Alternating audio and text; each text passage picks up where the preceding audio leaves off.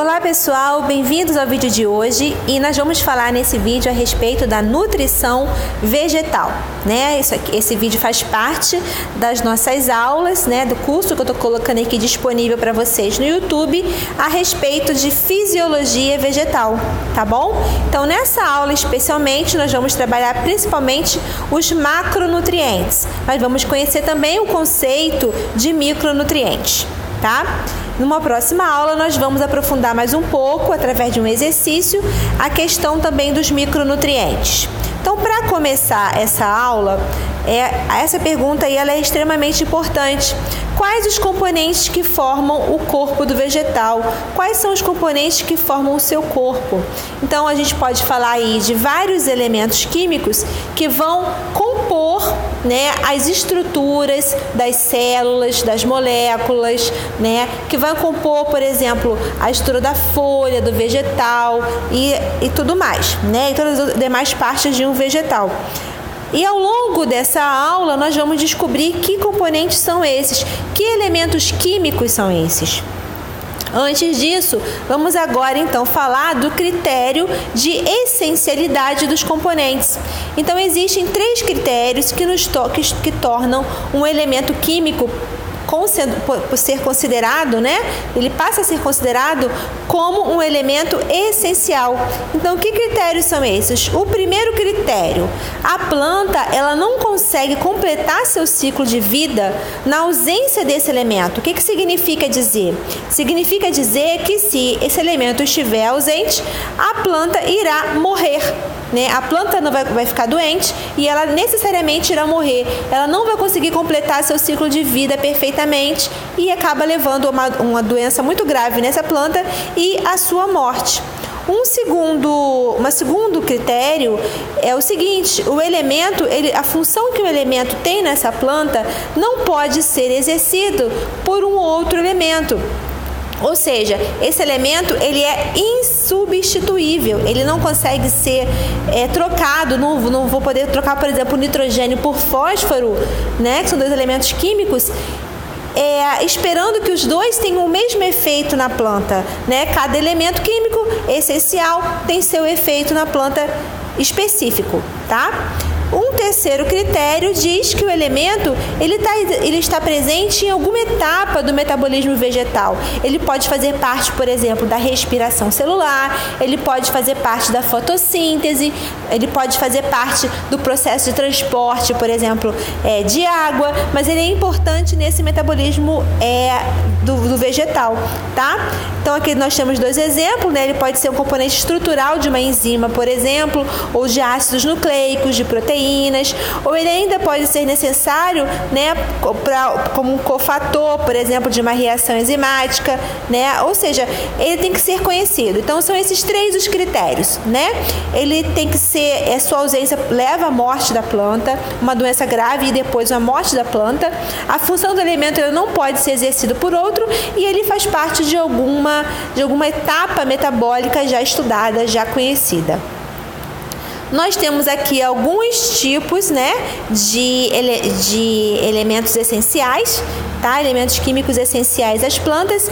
Então nós temos aí os macroelementos, daqui a pouco a gente vai conceituar o que é macro e microelemento, né? Então macro e micronutrientes, mas aqui nós podemos já ver que entre os macroelementos nós temos carbono, hidrogênio, oxigênio, nitrogênio, fósforo, enxofre, cálcio, magnésio, potássio, silício. Entre os microelementos nós podemos dar o exemplo do cloro, do ferro, do boro, do manganês, do sódio, do zinco, do cobre, do níquel e do molibdênio, né? Molibdênio é um elemento encontrado em baixíssima quantidade no vegetal. É claro que vocês não precisam decorar tudo isso, né? Mas saber que existem isso daqui, né? Esses macro e micro elementos. Então, olha só, gente. Esses nutrientes essenciais, eles são divididos em 2 grupos, que são os não minerais, né? Aqui, né, nós vamos encontrar os não minerais, tá? E nós vamos encontrar também os minerais. Então, são 2 não minerais, né? E aqui, não minerais e minerais. Os não minerais são aqueles que são obtidos do ar, como o carbono, o hidrogênio e o oxigênio, que estão presentes na atmosfera, né? Ou então no solo, enfim, desculpa. E os minerais são aqueles que são obtidos do solo. Então, esses componentes que são obtidos do solo, eles foram classificados de acordo com a sua quantidade, ou seja, os minerais são classificados de acordo com a sua quantidade em dois tipos, né? Os que aparecem em maior concentração são os macronutrientes. Os que aparecem em menor concentração seriam, então, os micronutrientes. Então, macronutrientes e micronutrientes têm a ver com a concentração desse elemento na planta. Não é porque um é pequeno e o outro é grande, não tem a ver com o tamanho do nutriente, tem a ver com a sua concentração na planta. Muito macronutriente, pouco micronutriente. Então nós temos essa tabela aqui agora completa, onde nós vamos ver, né, quem são esses elementos químicos. O hidrogênio, o carbono e o oxigênio são elementos não minerais, são obtidos da água ou, por exemplo, do gás carbônico, ou seja, de coisas que a gente encontra no ar. Lembrando que existe também água no ar, né, gente? E eles são os principais, são os que são encontrados em maior quantidade na planta. Veja, né? O hidrogênio nós temos 6% da quantidade da planta, carbono em 45% e oxigênio em 45%.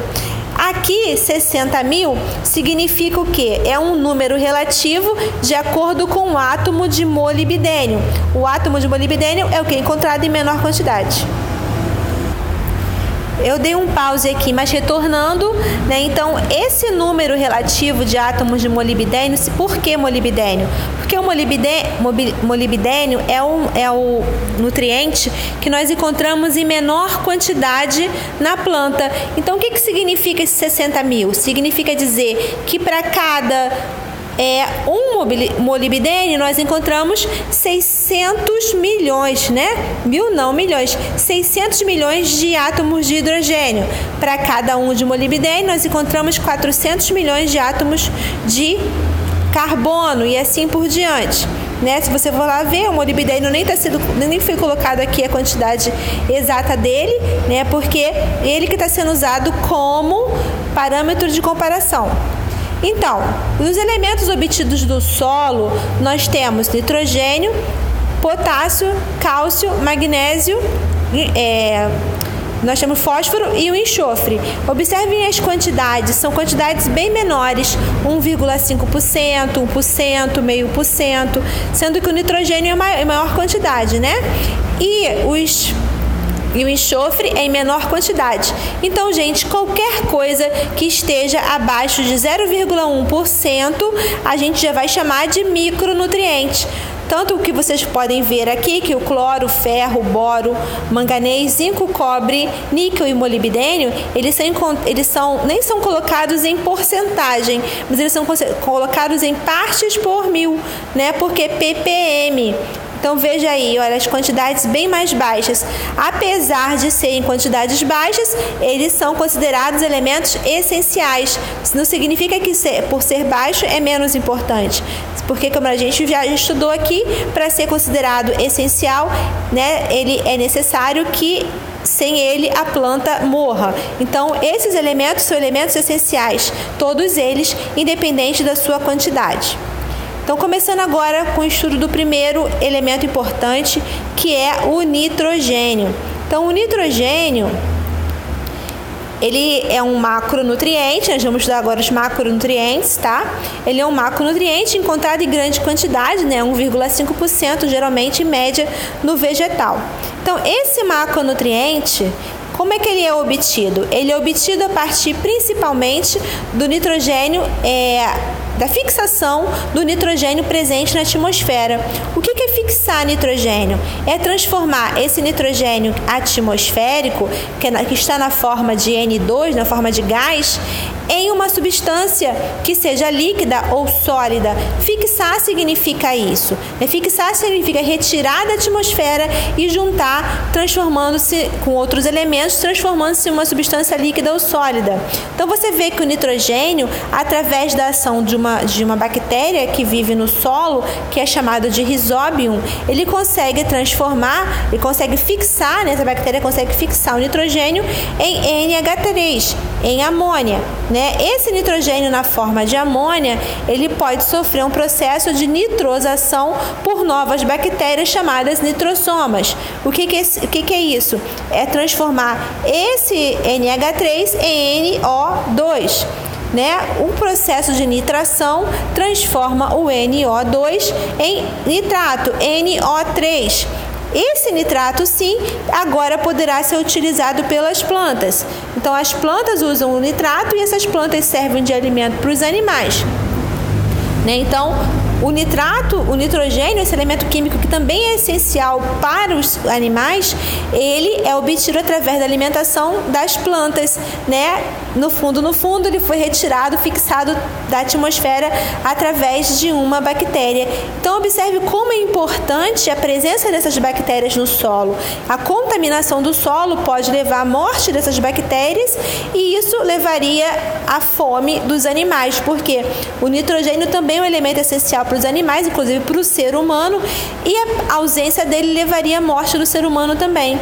O nitrato ele pode ser devolvido para a atmosfera através de um processo chamado de desnitrificação, através de pseudomonas, que são novas bactérias. Então você vê o ciclo do nitrogênio, olha a importância disso. A decomposição das plantas e dos animais e a excreção dos animais também leva à formação de amônia. Então você vê que é um ciclo, que está acontecendo aqui. É um ciclo com diversas etapas e essas etapas envolvendo aí todo esse nitrogênio.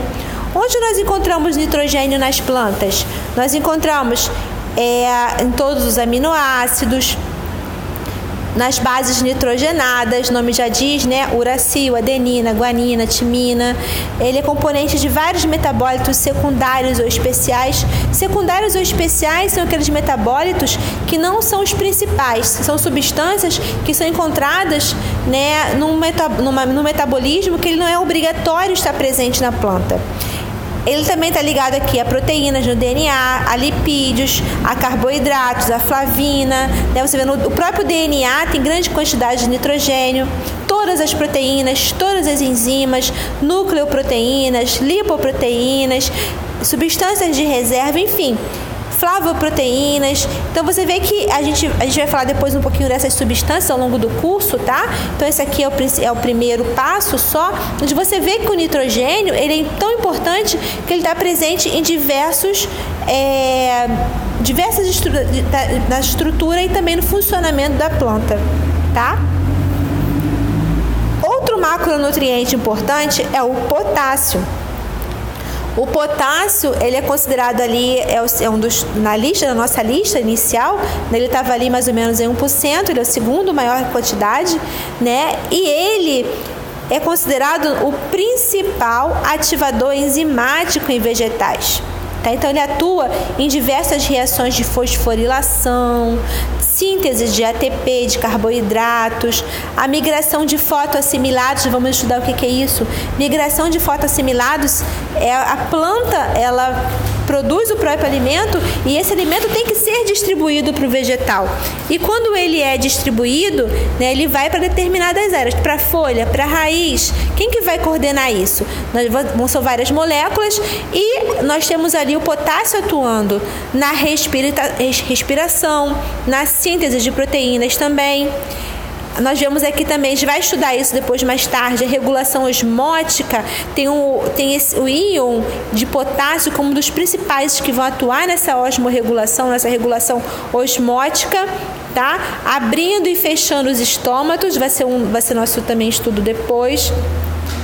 Outro macronutriente, desculpe o erro de português aí, ficou MC, né? Mas é macronutrientes, é o cálcio, né? O cálcio, ele é importante nas células, ele é encontrado na parede celular, na lamela média. A lamela média é o que vai, no momento da divisão celular, é o que vai separar uma célula da outra, né? Então, o cálcio é extremamente importante também nas ligações dos ácidos poligalacturônicos, das pectinas. Talvez vocês tenham estudado isso em citologia, né? A pectina, que faz parte da parede celular, tá? Auxilia na estabilização da parede celular também, da lamela média também, né? E também ela tem essa função estabilizadora nas membranas celulares. Eles garantem a seletividade, né, da membrana celular. Ele ajuda nesse processo. A membrana celular ela é seletiva e o potássio ele vai colaborar ali, né, ligando aos grupos fosfato, por exemplo, e carboxilato dos fosfolipídios da membrana celular. Então você tem outra função importante aí do cálcio. Além disso, o cálcio é importante na sinalização celular, na transdução, né? O que significa isso? Que a célula ela recebe estímulos do ambiente externo. Esses estímulos eles vão ser captados por essa célula e o cálcio vai participar dessa captação, né?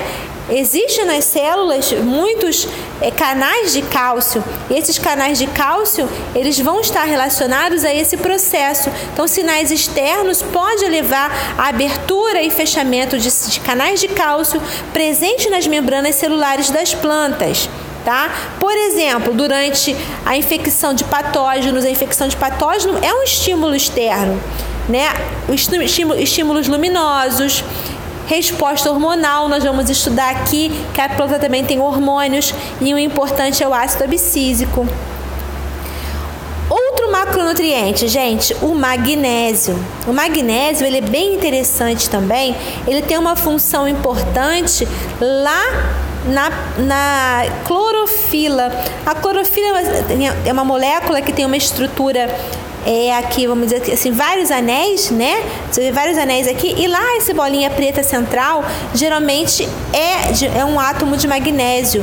Então ela lembra esse grupamento em forma aqui de círculo, né? Isso aí a gente chama de grupamento, é muito parecido com o grupamento M, que está presente também na molécula de hemoglobina do sangue. A clorofila ela lembra um pouquinho a hemoglobina. E o magnésio, só que lá no sangue, esse átomo central é o ferro. Aqui na clorofila, esse átomo central é o átomo de magnésio. Tá? Então, está presente tanto na clorofila A quanto na clorofila B. Tá? E o magnésio também tem outra função, várias outras funções importantes. Olha aqui, ó. Ele também é importante como cofator enzimático, né, no processo de interconversão de energia. Nós temos na nossa célula o ATP. O ATP ele é formado de um ADP. ATP é adenosina trifosfato. É formada a partir da ligação de uma adenosina difosfato. E quem faz isso é uma enzima chamada ATPase. Então a ATPase ela vai ligar ADP a fosfato, levando à formação do ATP, que é 3, né? São 3 átomos de fósforo, né? 3 fosfatos. E quem faz essa intermediação? Né? Nós vou ter aqui um acoplamento garantido pelo magnésio, porque o magnésio ele vai fazer ADP, magnésio e fosfato. Aqui nós estamos formando, ó. Nós estamos vendo aqui o magnésio, né, ligando um fosfato ao outro, permitindo o acoplamento. Sem o magnésio não poderia haver esse acoplamento e nós não teríamos ATP, nós teríamos apenas ADP. Então é importantíssimo aí, né? Olha o magnésio aqui de novo, imprescindível. Desculpa aí, gente, entrou aqui essa tela. Imprescindível o magnésio na síntese de proteínas, tá? Ele vai estar aqui presente, olha, na agregação, o ribossomo. O ribossomo ele possui 2 subunidades. O que vai ajudar na agregação da subunidade maior e menor do ribossomo é justamente o magnésio presente ali também. Tá? Nós vamos ter magnésio também aqui, né? O RNA transportador, ele transporta o quê? Ele transporta um aminoácido. E tem ali o magnésio novamente ligando, ajudando nessa ativação do aminoácido, ou seja, na ligação do aminoácido ao RNA transportador, tá? Para transportar esse aminoácido. Então, outro componente importante é o fósforo.